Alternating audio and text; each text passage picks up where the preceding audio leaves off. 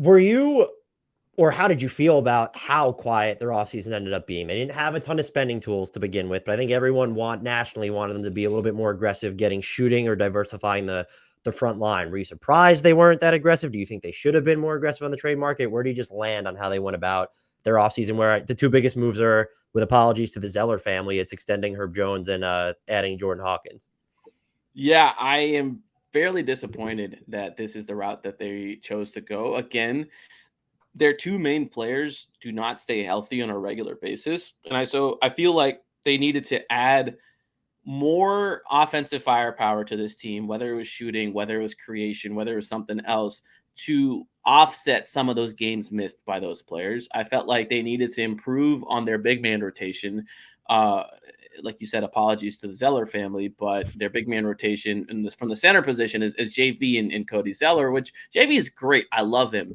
Willie Green doesn't seem to be the biggest fan of his on-court play, for reasons unknown. And so, I was hoping they would try to find a different solution there, and they just chose to stay put, which is doubly surprising because around draft time, the buzz was Scoot Henderson. Oh. Pelicans interested in Scoot Henderson. And What's going to you were happen? on that for any of our listeners that are like you were all over Scoot. Like you wanted Scoot, like you pretty much you were ready to die on that hill of Scoot to the Oh, Pelicans. absolutely. And I think that was a extremely good opportunity for them to do a soft reset with their contractual situation right now. Just to fill listeners in, they are entering the season over the tax line. They have never paid the tax in their franchise history. They're entering the season over the tax line. They have very limited trade flexibility because of that, and very likely they will look to get under the tax, mid-season at some point.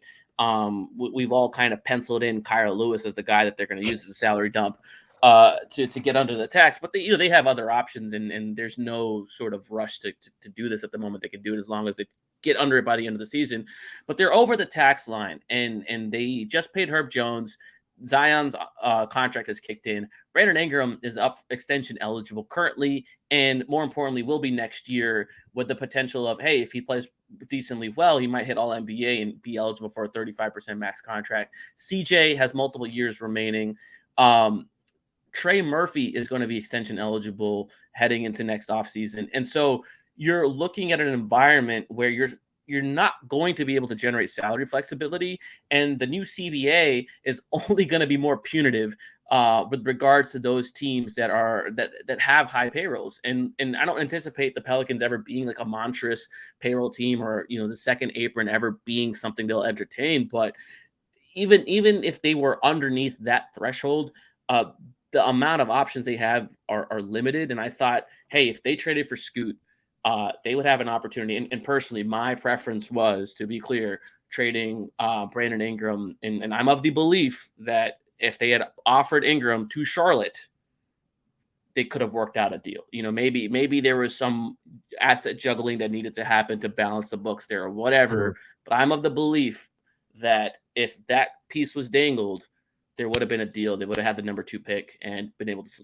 select Scoot. And at that point, you can do a soft reset. You have Scoot on a rookie scale contract, Zion on only a 25% max contract because he was not healthy enough to make All NBA. So he's not going to get that 30% Rose Rule max. That was in his contract, but he didn't meet the eligibility requirements. You would have had Trey Murphy on a rookie scale contract, Dyson Daniels, Herb Jones, all of these people. And if you needed to move away from Zion at any point, you have a fallback option in building around Scoot and Trey Murphy, right? You're set for the long term. And again, if you go back to this idea of, hey, this was a really good team when Zion was healthy. And if you look very closely, a lot of those wins came when Brandon Ingram was not on the court, when he was not healthy. And I'm not saying that Brandon Ingram is a detrimental factor to this team or not. What I am saying is Zion's going to drive wins when he's healthy, regardless of who is on the court. He's that good. And so if you're able to do that soft reset and have Scoot on the rookie scale salary, I felt like you're extending your window, extending your flexibility, extending your ability to do things just down the line, and giving yourself a shot to be a real championship contender rather than like a good playoff team. I thought that's something they needed to make a high upside variance play there. They obviously chose not to do that. I think, on the flip side, I was like, well, Dame Lillard's on the market. You can go get him too, right? You have the assets to do it. Clearly, you can outbid anything Miami can put on the table, or not according to Heat Media, but according to Heat Media. That's another guy. But again, if you trade for Dame, you swing the pendulum in the extreme opposite direction, or instead of becoming lean and salary flexible and blah blah blah blah blah, you are in the tax. You are all the way in, and your clock. It's like when Griff was back in Cleveland with LeBron. Like, your clock is now. You're going to win today, and those are your options. And honestly, like, I think Griff operates at his best under pressure. When things need to change rapidly, I think that is when he operates at his best. I think when you give him ample time and all the assets in the world, maybe not the the most optimal decision making there, but like in crunch time, yeah, I think Griff is like one of the best.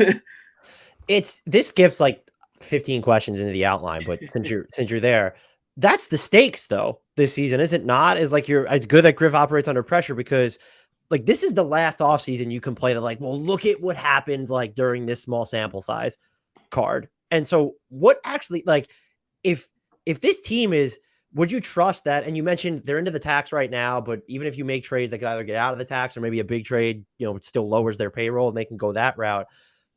Would you, if this team is good enough or looks healthy enough, like, are they a team that could make that consolidation trade in the middle of the year, depending on the market? Or is this a team that's more likely to make such a wholesale change in one direction or the other? You're talking about a soft reset, or maybe Dame would be the other direction where it'd be a consolidation trade.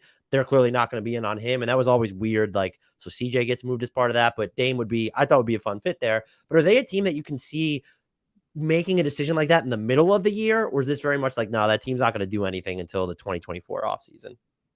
I think they are positioning themselves to take a swing in the middle of the year. I think that's one of the reasons they're entering the season in the tax, right? Holding on to the Kira Lewis contract, because they don't have a ton of very movable pieces.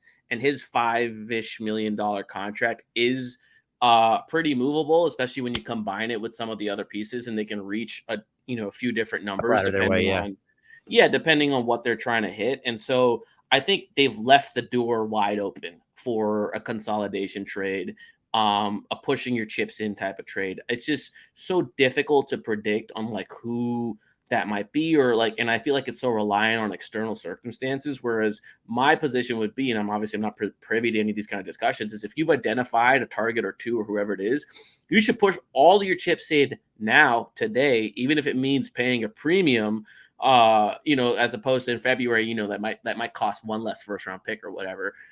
In efforts of being the best possible team you could be from day one, rather than trying to consolidate in February when the trade deadline is, and you have 2.5 odd months to figure it all out, and then you've baked yourself in another excuse. We're like, oh, okay, like, shit, we only had 2.5 months. We don't know what they can be. We got to give them more time. And it's just like, right. No, like, give yourself, like, I think jobs are on the line this season. I legitimately think that if this season doesn't work out well, I think they're going to review everything from their core to the management to coaching, all of that. And if those are the stakes, then be as good as possible day one. Like, that is my opinion.